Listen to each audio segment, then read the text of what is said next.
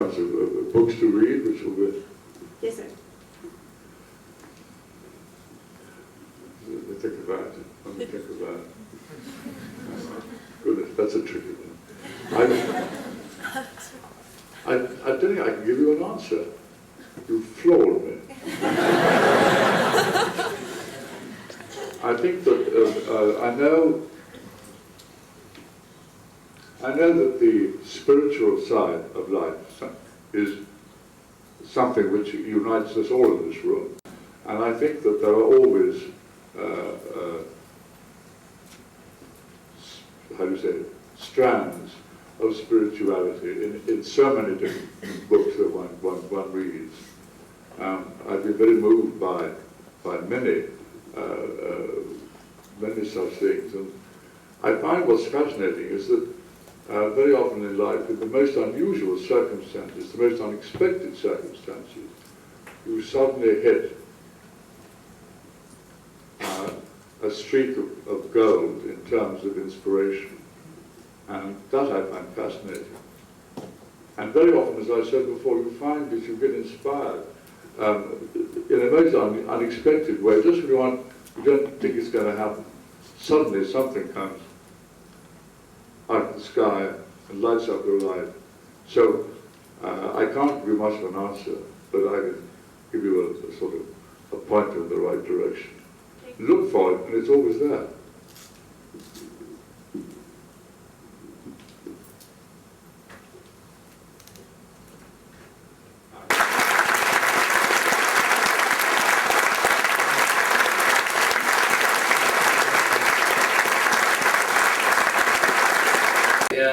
If you don't stay here, stand up and stretch your legs, though. I think that'd probably be a smart move. Can't believe you didn't grab your camera.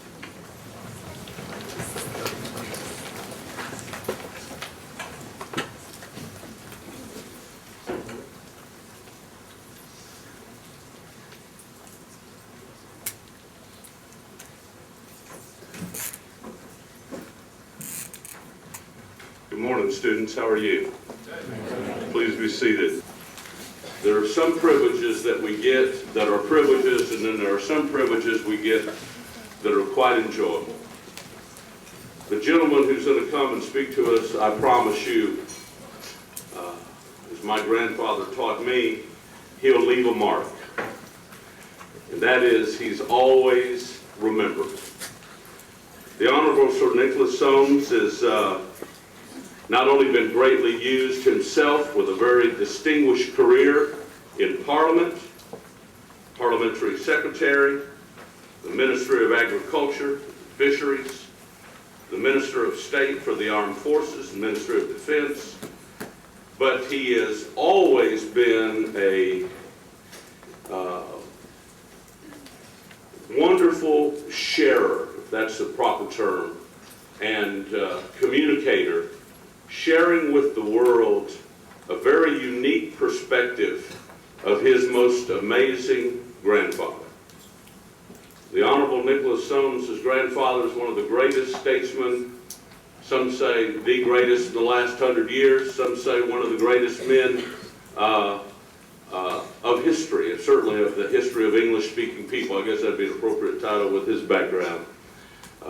This is a gentleman who speaks all over the world, to businesses, to government, and I can't tell you how deeply, deeply fortunate we are this time of year with his schedule for him to take this time to be with us. So I want you to give a great SLU welcome to the Honorable Sir Nicholas Soames. Thank you, sir.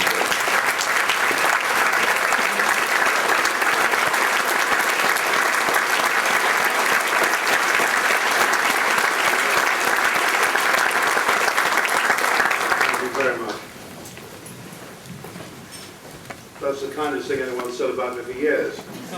Thank you very much indeed. And thank you so much for allowing me to, President, for allowing me to come and speak to this marvellous gathering, which I've now done on about 5 or 6 years running. And it's a great pleasure to see so many of you here. And I hope you are having a wonderful time here. And I hope today that you're going to go, some of you are going to go to Westminster Abbey and some to the British Museum, that you will see some of the great treasures of this country, and in Westminster Abbey, you will see the beautiful and moving memorial to the tomb of the unknown warrior,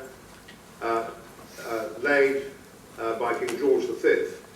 And also, just behind that, you will see a stone in the floor, unveiled by the Queen on the 20th anniversary of my grandfather's death. A very simple stone, just saying, "Remember Winston Churchill."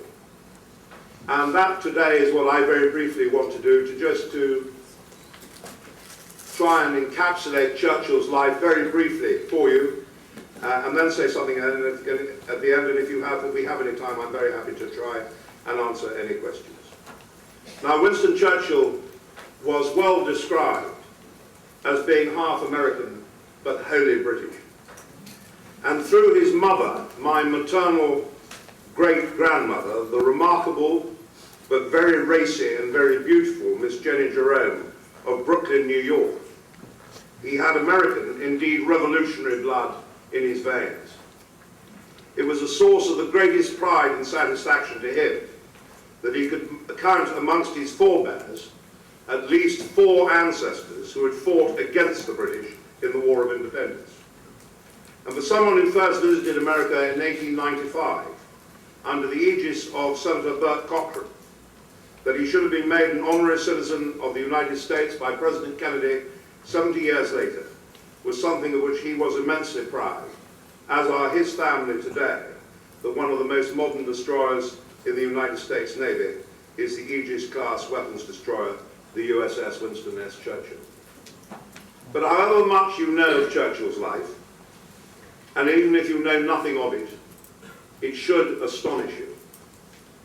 As a soldier, before the age of 28, he'd served with 8 different regiments of the British Army in 6 different theatres of operation in his extraordinary, relentless quest for danger, for adventure, for fame, and to prove to the world the sort of person that he thought he was. He served in Cuba and Egypt, in India, on the northwest frontier of Pakistan, where today British and American forces continue to hunt down Al-Qaeda, in the Sudan and in South Africa, not to mention his most gallant and distinguished service in the First World War in the trenches of France and Flanders. He was indeed a soldier of fortune and an adventurer. He was the war correspondent of the Morning Post, who escaped from the Boers in a brilliant and daring escape after he'd been captured at the Battle of Spinekop in South Africa, and who charged in the last cavalry charge of the British Army with the 21st Lancers at Omdurman.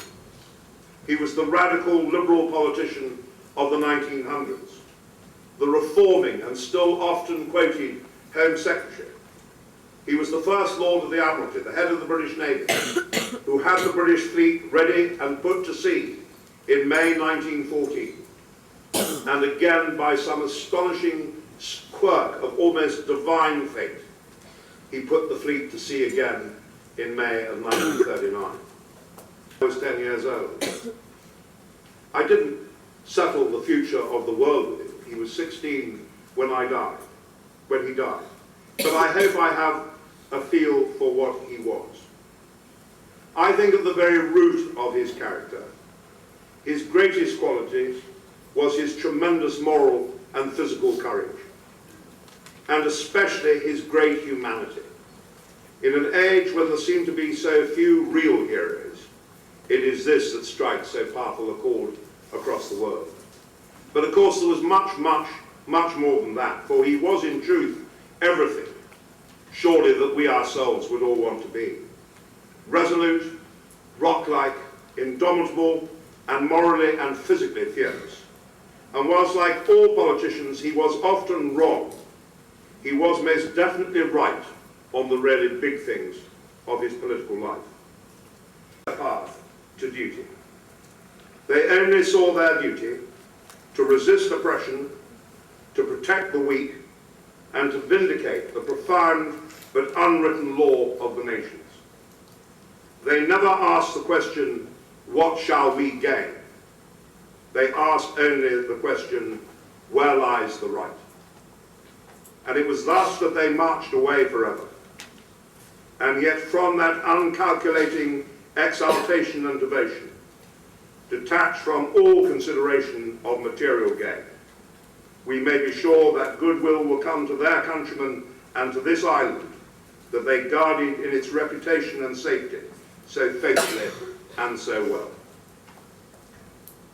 Churchill was indeed a noble spirit, sustained in his long life by an abiding faith in the capacity of man to live in peace, to seek prosperity and a better way of life for all, and to ward off threats by his own exertions, matched by formidable powers of work and duty. His life was much dogged by controversy and sometimes despair and often abuse, but none of these ever deflected him from his sense of duty and his faith in the British people, and especially in the Atlantic Alliance. As Isaiah Berlin, the great British philosopher, said of Churchill in 1945 at the end of the Great War, a man larger than life, composed of bigger and simpler elements than ordinary men, a gigantic historical figure during his own lifetime, superhumanly bold, strong and imaginative, one of the two greatest men of action his nation has produced, an orator of prodigious powers, the saviour of his country, a mythical hero who belongs to legend as much as to reality, the largest human being of our time. Well, certainly he was one of the most brilliant and gifted Englishmen of all time. Statesman and war leader, a gallant soldier, a fearless early aviator, the holder in Great Britain of Private Pilot's Licence No. 2, the master of strategy, journalist, bricklayer, author, winner of a Nobel Prize for Literature, scholar, sage, historian, painter and visionary, and incidentally a devoted and loving husband, father and grandfather. And these qualities shine for us today, even brighter, when they march with humour, an almost complete lack of side and pomposity, and most of all, a generous and wonderful understanding of men and women and what makes them tick. So here indeed was a man for the difficult times. Indeed, a man for all the times. Half American, and yet ever ardent for closer bonds with North America and with Europe. Born in an English palace 130 years ago, and buried in the tiny graveyard at Blaydon, next door to it, at the entrance to the great park of Blenheim. He was at one with all people, of courage and goodwill, no matter what their race, their rank, or their nation. To conclude, I want to make 2 points to you quite apart from that. I want to briefly say something about foreign policy, and then I want to say something tarsome. Firstly, I'm sure that all of you can feel and see and sense the astonishing seismic shift that is taking place in the world today. The end of the Cold War and all the certainties that your parents and I grew up in came to an end, and with it an era that we could predict. It led to the collapse of the Soviet Union and the Warsaw Pact, and as I say, all the old certainties just disappeared from the window. Interestingly, in political terms, that has made life less interesting because some of the big divides have disappeared from national lives, both yours and in this country. When I was growing up in politics, there were 2 very clear opposing world views. The free market with all its opportunities, with its apogee and role model in the United States of America, versus state capitalism and the spread of communism and the real threat of Russian thermonuclear weapons.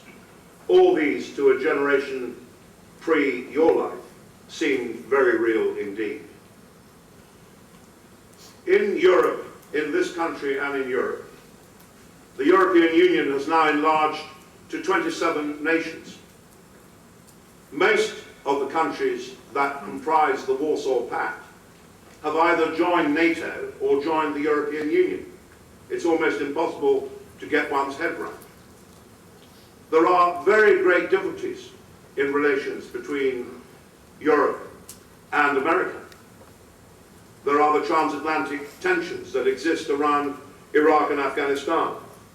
There is the absolute requirement to try to secure a Middle East peace process that achieves a result. There is the terrible unsolved quandary of Africa and how we can cope with this extraordinary, huge, emergent financial, commercial, industrial and political power of China, India, Russia and Brazil. Big decisions are going to be required of governments in your country and mine as to how they deal with these new challenges. And that's quite apart from global warming and all the other big issues that are the everyday meat of political life. We believe in this country, and that we are determined to ensure that the United Kingdom's role, not as a superpower, but as a major participant in world affairs, using our assets and our experience at the forefront of the world community. And I hope you will get some sense of how the history, which you will see this morning in the Abbey, has melded through into modern times today. And now for the Tarson bit, and this is directed to you with great goodwill, the sense of humility, or the common sense to look well back in time, are seldom able to look very far ahead with any self-confidence. As well as the most wonderful opportunities and chances that are going to be open to you, the world that you are going out into is a great liar. It tells you that it worships and admires money.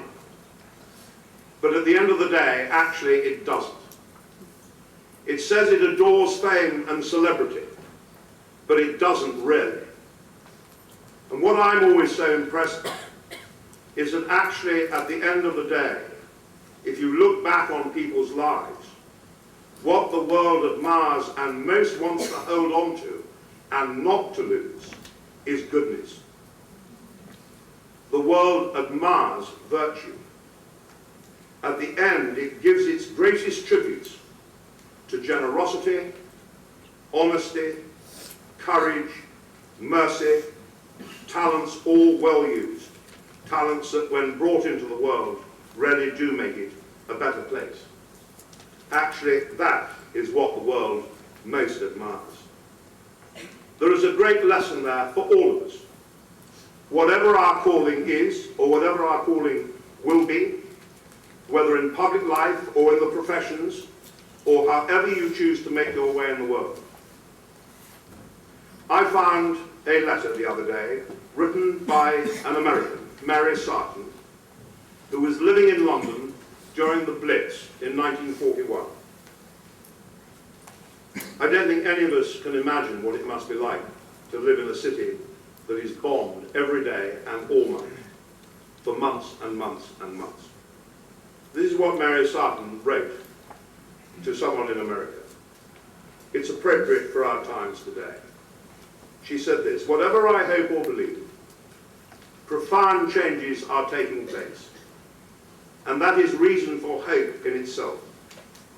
And as at all moments of crisis, inner and outer, it can be the end or the beginning, depending on the human mind and on human greatness or weakness. I am glad to be living at such a time. I consider it an honour." Well, you and I are very lucky and very honoured to be living at this time.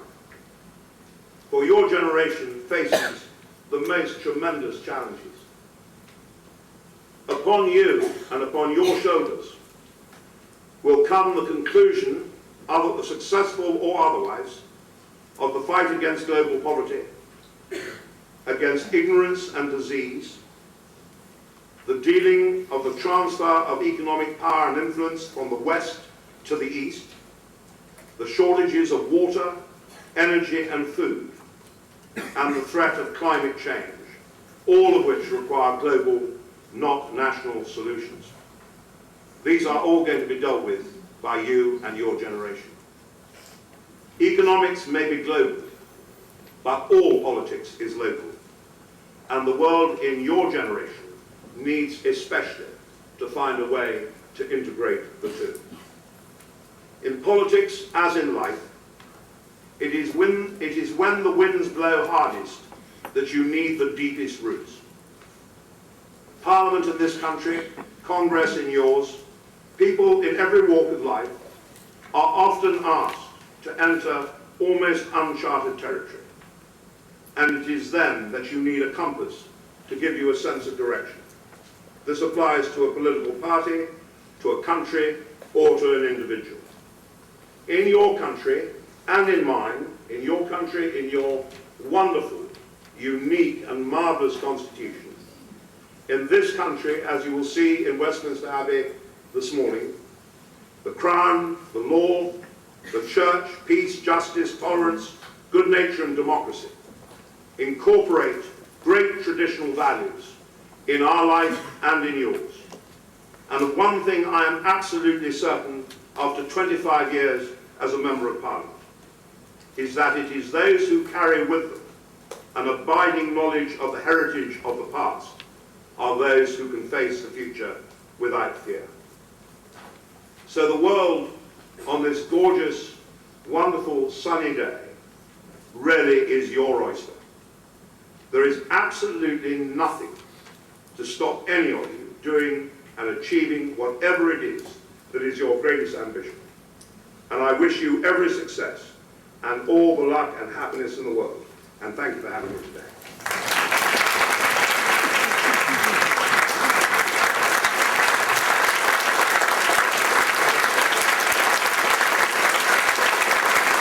Okay, well, if you want to read, thank you, President. If you want to read the easiest book, and the book that is really gives you, but it's a very short period of life, is a lovely book he read called My Early Life.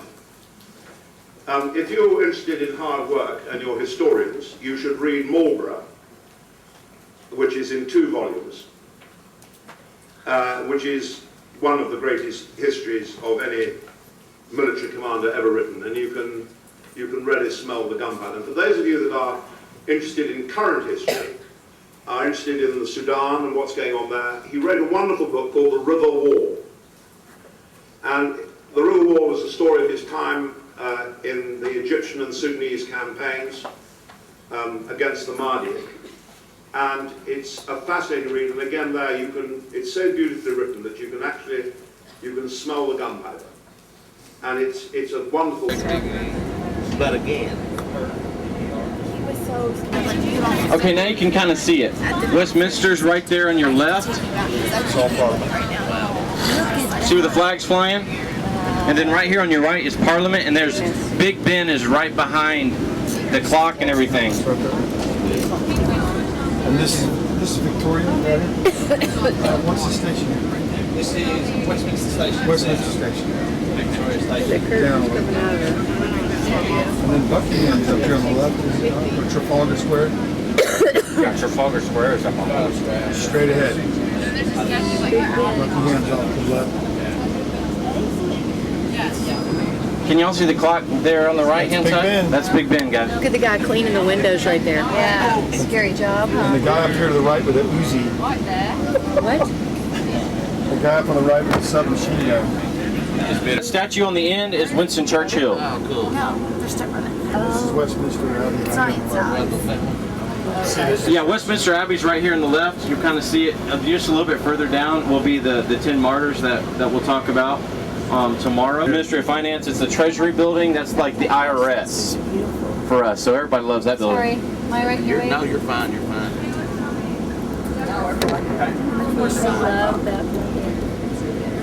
How long is that guy in there doing? Paul, are we going to go right in front of Trafalgar? How long is that guy? Oh, yeah. And Trafalgar Square is right up here. Straight ahead. Yeah, straight ahead. These guards are guarding White Palace. This name of the road is White, and the whole area is known as White. And White Palace was one of King Henry VIII's palaces. And those Tell them to guards look out.